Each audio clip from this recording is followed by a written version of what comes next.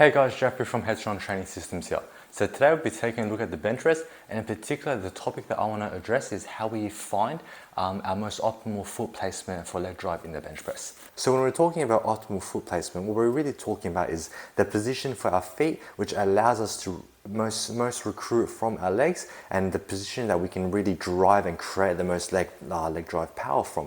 Because if we're too tucked in under, if we've got our feet very close to our head, yes, it might feel like our quads are on fire and the quads are really being recruited, but right now the quads have been shortened so much that I can't really drive, and I can't really drive force upwards, and the only force I'm creating is going down. And if I'm going down, if I'm creating leg drive pressure going down into the floor, my rear is going to come up, and no, yes, I'm creating pressure and I'm creating leg drive, but it's not in the direction of force that I need.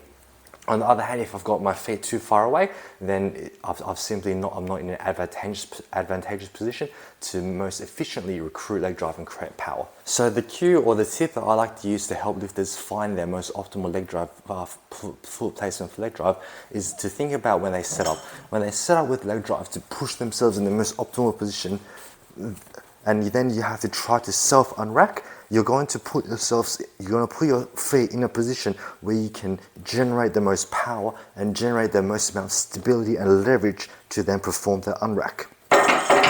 If I've got my feet very far away, and then from here you can see I can barely get my lower body up, and I've got no leverage. I'm not in a leverage position to unrack this barbell at higher loads.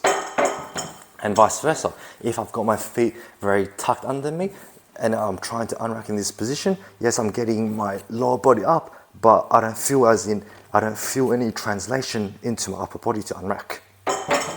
So the tip that I want to talk about in finding your optimal foot placement is essentially you're trying to self-unrack. You're trying to think that you need to perform a self-unrack, and you need to get into a position where you're able to feel most stable and you're able to generate most force from the lower body and generate rigidity, so maintain rigidity.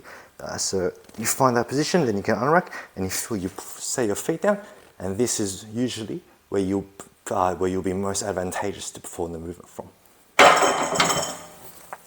So that's all from me today, guys. Hopefully that was helpful for you, and I'll catch you guys next time. Take care.